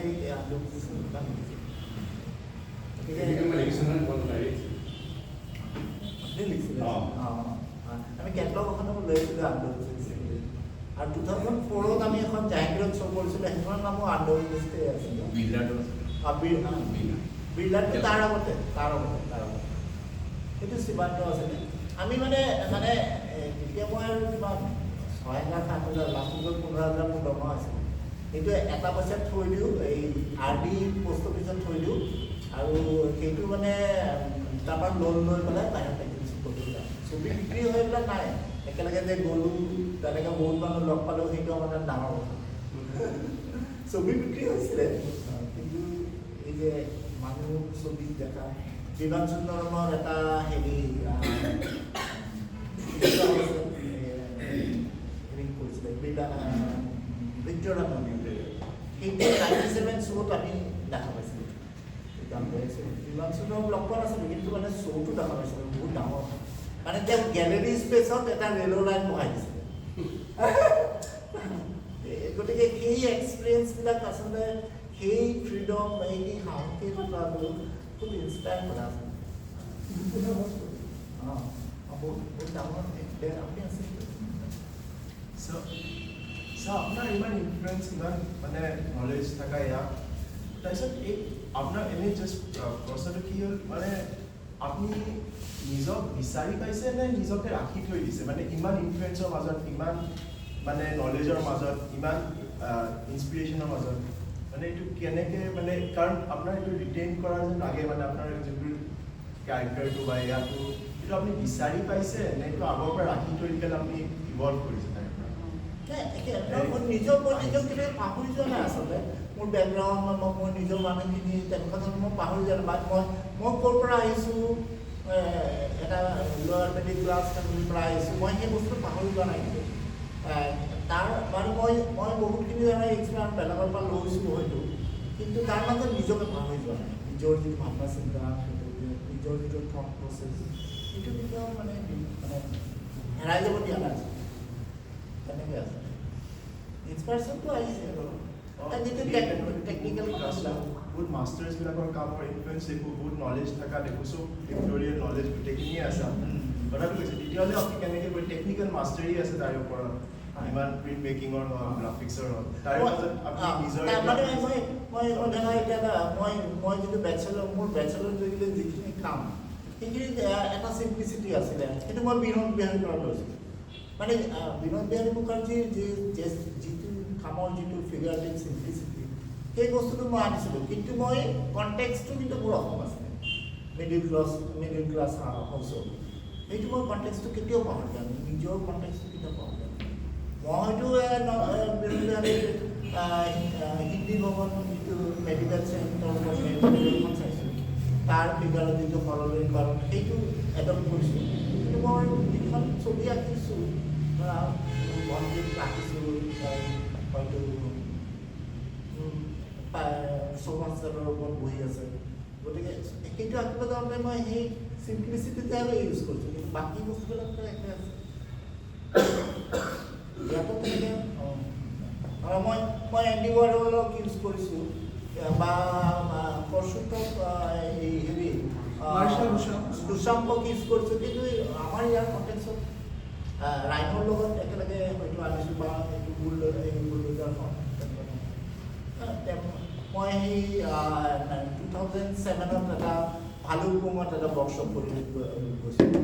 এখন পাহাৰ একদম পুৰা শ্লাইছে কাটাৰ নিচিনাকৈ খহি গ'ল, পঢ়া এখন পাহাৰ দেখি এখন ছবি আহিছিলে। তো এই মাজতে এই পাহাৰখন খহি গ'ল। গতিকে সেই ধৰণৰ বস্তুবিলাক বেছি এট্ৰেক্ট কৰিছোঁ, মানে অৱক্ষয় বস্তুটো মোৰ মাজত বেছি এট্ৰেক্ট কৰিছোঁ। মানে মই ধুনীয়া বস্তুটো নেদেখিছিলোঁ আচলতে, অৱক্ষয়টো বেছি এট্ৰেক্ট কৰিছোঁ। তাৰ মাজতে আৰু এটা কুৱেশ্যন এইটো ইয়াৰ পৰা আহিলে, আমি যেতিয়া পেইণ্টিং কৰোঁ আমি নিজকে পাহৰি যোৱা যায়, চব আঁতৰি যায়, নিজেও আঁতৰি যায়, এনেকুৱা ধৰণৰ এটা ষ্টেটত আহি যায়।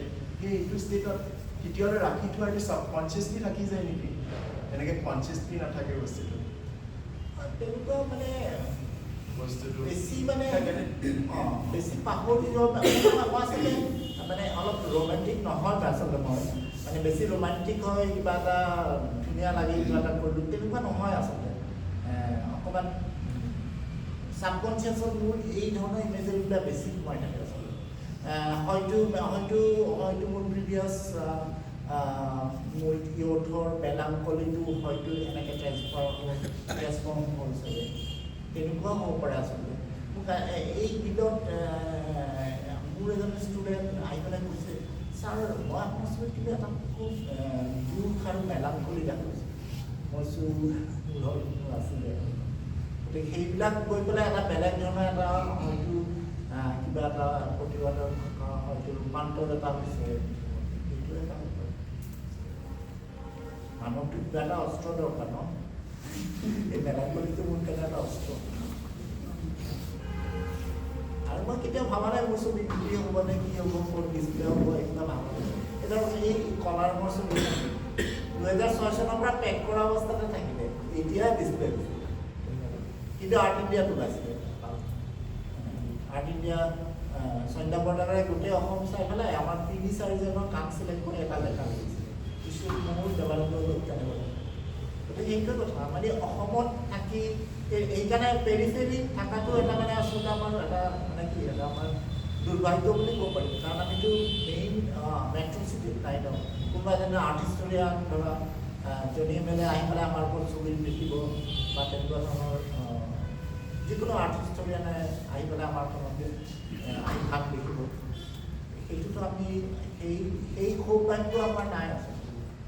মই সেইটো ফিল কৰোঁ আছে, চিকেন নেক এইবিলাক ফিল কৰোঁ আছে, বেলেগে ফিল নকৰিলেও মই বিচাৰোঁ আমাৰ ছবি চাওঁ পাই পেলাই, কিন্তু সেই ধৰণৰ বস্তুটো আমি পোৱা নাই। চব সময়তে বাহিৰত যাব লাগে, বাহিৰত গৈ ছবি চাব লাগে।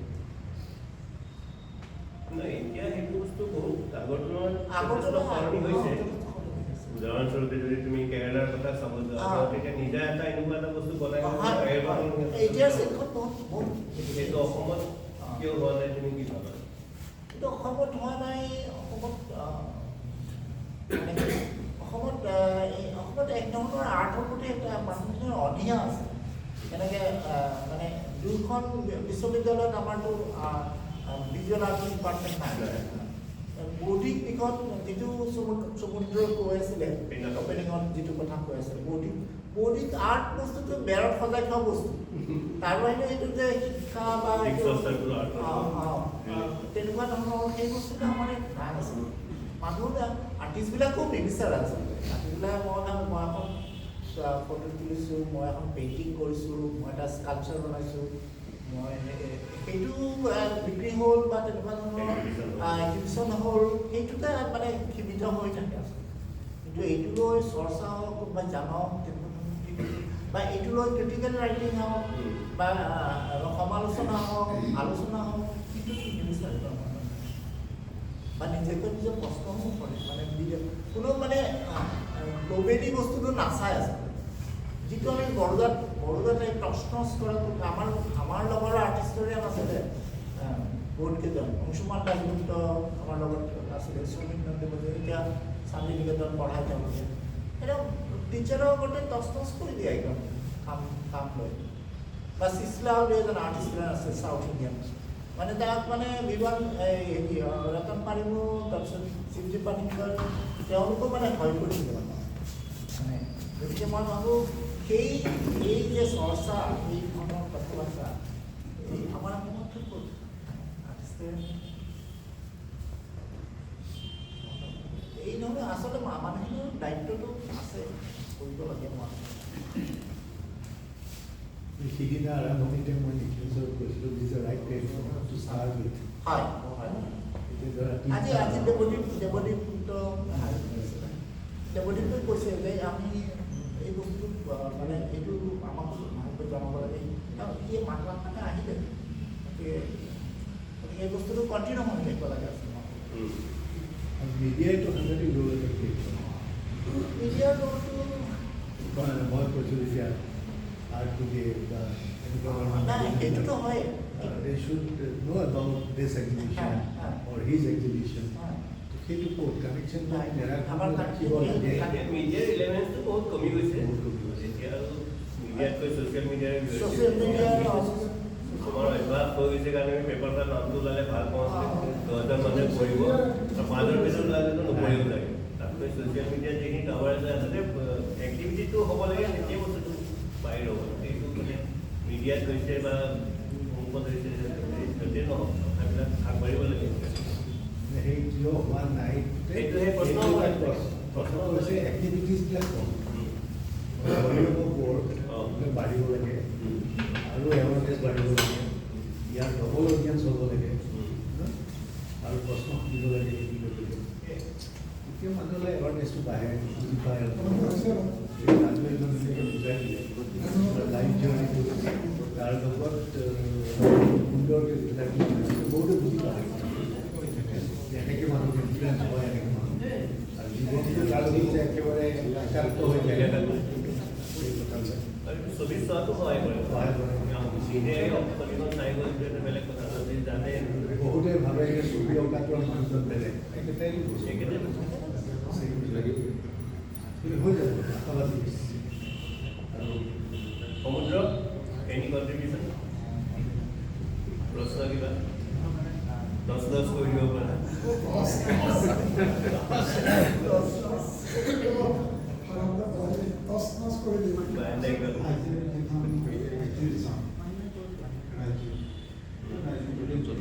ঠিক আছে আমাৰ অসমৰ সমাজখনত পূৰ্ণতা আৰু ইয়াতে পশ্চিমবংগ আৰু আমাৰ জাতীয় জীৱনৰ সেইখিনি উপস্থাপন আৰু যেন এটা ধ্বংসাত্মক দিশৰ এগেইনষ্ট আমি প্ৰতিষ্ঠ এটা ভাস্কৰ্য চেষ্টা কৰিম এইটো এটা খুব গুৰুত্বপূৰ্ণ ছবি হৈছে জ্ঞানৰ বস্তু ইয়াত লজিকৰ কোনো নাই জ্ঞানৰ উদ্যোগৰ সেইটো আজি যিটো ৰাজকুমাৰ সেই উপলব্ধিখিনি ধ্বংসৰ এগেইনষ্ট মানৱীয়ভাৱে আমি ঐতিহ্যগতভাৱে আমি কেনেকৈ নিশ্চয় ব্ৰহ্মাণ্ডখন আমি শান্তিত পাবলৈ পাৰোঁ তাৰে প্ৰথম প্ৰচেষ্টাটো আজি ইয়াত অংকুৰিত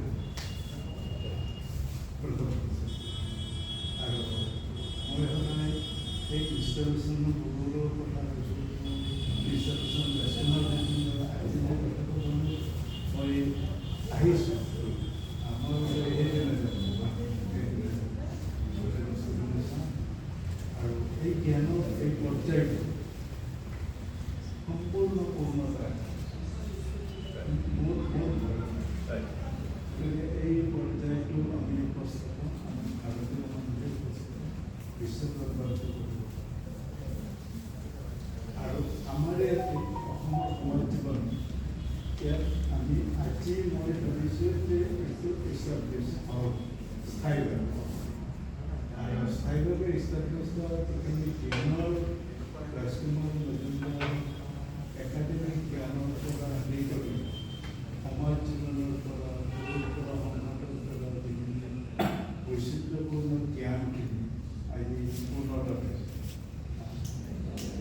মোৰ বিশ্বাস গতিকে সেইখিনি পূৰ্ণতা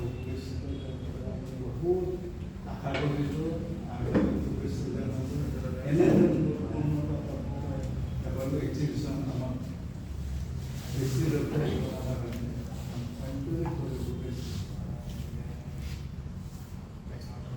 ষ্টুডেণ্টবিলাকৰ ফালৰ পৰা কিবা সুধিব লগা আছে লাইক সামৰো আৰু কাৰোবাৰ কিবা সুধিব লগা আছে যদি কথাটো অলপ প্ৰশ্নতকৈ বেছি মানে আৰম্ভণিতে মই এটা এপ্ৰিচিয়েশ্যনহে কৰিব খুজিছোঁ যে আপোনাৰ গোটেই কামখিনিত এটা অদ্ভুত ধৰণৰ এটা ইণ্টাৰনেশ্যনেল লেংগুৱেজ দেখা পাওঁ গতিকে সেই ইণ্টাৰনেশ্যনেল লেংগুৱেজ বুলি কিবা ডেফিনেশ্যন আছে নাজানো যিমান সাধাৰণতে সমসাময়িক অসমৰ যিজন প্ৰেক্টিশ্যনাৰ আছে যিমানকেইজন প্ৰেক্টিশ্যনাৰ আছে সেই মানুহখিনিৰ মাজত আপোনাৰ গোটেই লেংগুৱেজটো অলপ বেলেগ ধৰণৰ ষ্টাইলত হৈ থাকে এতিয়া মই সেইটো এতিয়াও ফিগাৰ কৰিব পৰা নাই কেনেকৈ হয় সেইটো অকল ষ্টাডিৰ কাৰণেই হয় বুলি নহয় সকলোৱে ষ্টাডি কৰিছে ধৰক আছে বা আপুনি নিজৰ এটা লেংগুৱেজ ক্ৰিয়েট কৰি নিজৰ এটা পৰিচয়ৰ সৈতে যেনেকৈ আছে এতিয়া তাত কেইটামান লিড মটিভ আছে গান্ধী যেনেকৈ এটা লিড মটিভ হৈছে বাৰে বাৰে আহিছে তেনেকুৱা ধৰণৰ এতিয়া মই বেলেগ এটা প্ৰশ্ন এটা আহি আছোঁ লাহে লাহে সেইটো হৈছে গান্ধী যেতিয়া আপুনি ড্ৰ কৰিছে আমি জানো গান্ধী নামৰ মানুহজন চিনি পাওঁ এটা আইকনগ্ৰাফী আছে চশমাযোৰ কিবা তাৰপিছতে খটৰৰ কাপোৰ খালী কাপোৰ সেইটো দেখি আইডেণ্টিটি কিন্তু পেইণ্টিং হিচাপে যেতিয়া কৰিছে সেইটো গান্ধী বুলি নাচাই মই বেলেগ কিবা বুলি চাব পাৰোঁ it's a form the painting free কিন্তু যেতিয়া আপুনি পাৰফৰ্মেঞ্চ কৰিছে তেতিয়া আপোনাৰ মনত কেনেকুৱা ধৰণৰ ডাইলেমা আহিছে আপুনি সদায় কনফিডেণ্ট হৈ কামটো কৰিছে নে সদায় প্ৰত্যেকটো পাৰফৰ্মেঞ্চত আপুনি ছাকচেছ হৈছে বুলি ভাবিছে নিজকে নে এই ৰোল প্লে ডাইলেমাটো আহিছে যেনে এজ এন এক্টৰৰ যিটো ডাইলেমা থাকে যে মই সমুদ্ৰকেন্দ্ৰ শইকীয়া নে মই ৰাৱণৰ ভাও দিছোঁ মই ৰাৱণ এটা যে ৰোল প্লে থাকে যদিও আমি পাৰফৰ্মেঞ্চ বুলি কৈছোঁ ইউ থিয়েটাৰ এক প্ৰকাৰ থিয়েটাৰেই হয় এটা ৰোল প্লে আছে কাৰণ গান্ধীৰ পৰ্ট্ৰেট কৰিবলৈ যাওঁতে কথা আছে যে কিজানি বা চশমাযোৰ পিন্ধি খাদী কাপোৰযোৰ পিন্ধি পেলাই পৰ্ট্ৰেট কৰিবলৈ কেৰিকেচাৰ হৈ যায় নেকি কিবা কাৰণত মানুহজন কেৰিকেচাৰ কৰিছোঁ কাৰণ গান্ধী মানে খাদ্যৰ কাপোৰ নহয় গান্ধী মানে চশমা নহয় গতিকে সেই আইকনগ্ৰাফীটো মই পৰ্ট্ৰেট কৰিছোঁ হয় পেইণ্টিঙৰ কথাটো অলপ বেলেগ হয় আল্টিমেটলি ইট ইজ অবজেক্ট কিন্তু ইয়াত আপুনি এটা চেল্ফ আছে আপোনাৰ ছাবজেক্টিভিটিটো সোমাই আছে you are person with flesh and blood আৰু এটা টাইম এণ্ড স্পেচত আপুনি এক্সিষ্ট কৰিছে গতিকে আপুনি বিভিন্ন ধৰণে এটা ৰেছপন্স এটা বিচাৰিছে আপোনাৰ পৰা কেইটামান ক্লু দিব পাৰে যে এনেকৈ ক'ব পাৰে যে গান্ধী আপুনি কেইদিনমান আগতে হেৰি কৰিছিলে অনুপমৰ ঘৰত হৈছিলে তাত এটা গান্ধী কৰিলে আজি এটা গান্ধী কৰিলে ছাপ'জ এই দুটাৰ মাজত আপুনি এটা ক'ব পাৰে যে এইটো কৰোঁতে মই এনেকুৱা ধৰণৰ এটা ফিল পাইছোঁ বা এইটো কৰোঁতে নহ'লে মই ভাবিছোঁ যে কিবা এটা ডাইলেমা হয়তো আপুনি ফিল কৰে কাৰণ মোৰ হয় এটা ষ্টেজ ফ্ৰাইট হয় এটা এনজাইটি হয় উচিত অনুচিত নিজৰ পচন্দ ধৰণৰ এটা দ্বিধা দ্বন্দ্ব চলে সেই অলপ আপোনালোকে মানসিক স্থিতিটোৰ বিষয়ে জানিব খুজিছোঁ এজ এক্টৰ এজ পাৰফৰ্মাৰ যেতিয়া পেইণ্টিং কৰিছিলোঁ তেতিয়া এইটোতো এটা ৰিচাৰ্চ ৱৰ্ক এটা থাকে এটা ৰিচাৰ্চ ৱৰ্ক নান্দী যাত্ৰাৰ কথাটো আহে বা ধৰক কিছুমান ভাৰ্টিকেল তেনেকুৱা ধৰণৰ গান্ধী থিয় হৈ থকা গান্ধী বহি থকা হয়তো আমাৰ কাছাৰীঘাটত যিটো বমব্লাছ আছিলে সেইটোৰ এগেইনষ্টত গান্ধী বহি আছে তেনেকুৱা ধৰণৰ চকাবিলাকৰ মাজত গান্ধী বহি আছে 2007 শ্ব'ত কৰিছিলোঁ কিন্তু যেতিয়া মই 2011-12 পৰাই ভাৱনাটো আহিছে যে গান্ধীক এন্থ্ৰপ'মৰ্ফিক ফৰ্মত উপস্থাপন কৰিব পাৰিম মানে সেইটো মই নিজে হ'ব লাগিব গতিকে তেনেধৰণে মানে ইমান দিন মই ড্ৰয়িং কৰিলোঁ বা পেইণ্টিঙৰ কেনভাছত ৰাখিলোঁ এইবাৰ নিজকে গান্ধী সজাব পাৰি নেকি সেইটো মোৰ ডাইলেমা এটা হৈছিলে তো লেণ্ড এণ্ড ৱাটাৰ বুলি এটা মানে মিক্স মিডিয়া এটা ৱৰ্কশ্বপ মানে কেম্প এটা হৈছিলে এইটো কেম্পত তাতে বহুত এনেকুৱা ধৰণৰ ডিছকাশ্যন হৈছে তথাপি মই ভাবিছিলোঁ নহয় এইটো মোৰ ৰাইট প্লেচ হ'ব মই গান্ধী কৰা তো তেনেকৈ মই ললিতকলা এই পোষ্টাৰখনৰ সময়ত গান্ধীৰ মুখ ঘূৰোৱা ছবিৰে তাতে মই আৰু এটা মই কৰিছোঁ আৰু এটা কৰিছিলোঁ আই এম নট আছামী বুলি কৈ আইটো কাটি দিছিলোঁ এনেকুৱা ধৰণৰ কিছুমান কাম কৰিছিলোঁ আৰু সেইটোত মই তেনেকুৱা ধৰণৰ কনচেপচুৱেল এটা ফ্ৰেমৱৰ্ক কৰাৰ চেষ্টা কৰিছিলোঁ মই এজন অভিনেতা হিচাপে কিমানখিনি ছাকচেছফুল হৈছিলোঁ নাজানো কিন্তু এই ধৰণৰ এটা যিটো উৎপন্নাই কৈছে যে এটা এবষ্ট্ৰেক্ট বস্তু তোমাৰ মাজত আছে নেকি মই এই ধৰণৰ এটা মানে ছাবকনচিয়াছ মাইণ্ডত এটা ফ্ৰেমৱৰ্ক সদায় কৰি লওঁ আৰু তেনেকুৱা যে এইটো ফিগাৰ এইটো মানে এপ্ৰপ্ৰিয়েট হ'ব বা যিটো তুমি কৈছা যে এই অনুপমৰ ঘৰত যেনেকৈ সেইটো এনেকুৱা ধৰণৰ এখন কাপোৰ দি পেলাই মই এনেকৈ কৰি পেলাই তেনেকৈ কামটো কৰিছিলোঁ বা যিটো মই কৰিছিলোঁ পাঠশালাত যিটো ষ্টুডেণ্টৰ মাজত যিটো কৰিছিলোঁ তেনেকুৱা প্ৰতিটোৰ ক্ষেত্ৰতে মই একৰ্ডিং টু স্পেচ কি ধৰণৰ গান্ধীৰ এই এন্থ্ৰপ'লজিকেল ফৰ্মটো লৈ পেলাই তেনেকুৱা ধৰণৰ চিন্তা ভাৱনা সদায় থাকে সেই তুমি যিটো ডাইলেমা বুলি কৈছা সেই বস্তুটো মানে সদায় থাকে আৰু সেইধৰণে মই এটা ফ্ৰেমৱৰ্ক কৰি লওঁ যিমান পাৰোঁ কৰিব চেষ্টা কৰোঁ পাৰফৰ্মেঞ্চৰ যিটো মানে একৰ্ডিং টু আৰ্টিষ্ট লাগে আমাৰ আৰ্টিষ্টে যিটো পাৰফৰ্মেঞ্চ কৰে সেইটো নাটকৰ পাৰফৰ্মেঞ্চ এটা পাৰ্টিকুলাৰ তেওঁলোকৰ এটা স্পেচ থাকে ন ইয়াতে হ'ব এনেকুৱা লাইট চাওঁ আমাৰ ইয়াত মানে যিটো য'ত হ'ব ইয়াত টাইম এইটো ছাডেনলি এটা ডিচাইড কৰি তেনেকৈ ধৰণে আমি কৰোঁ গতিকে সেই বস্তুটো মই আৰু একৰ্ডিং টু এই স্পেচটোত কেনেকুৱা ধৰণৰ গান্ধীটো হ'লে কেনেকুৱা লাগিব সেই ধৰণৰ মই সদায় তেনেকৈ ধৰণৰ বস্তুটো হয়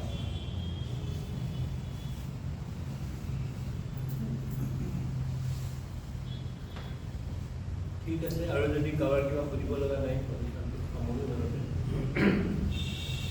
সকলোকে ধন্যবাদ বিশেষকৈ ৰাজক ধন্যবাদ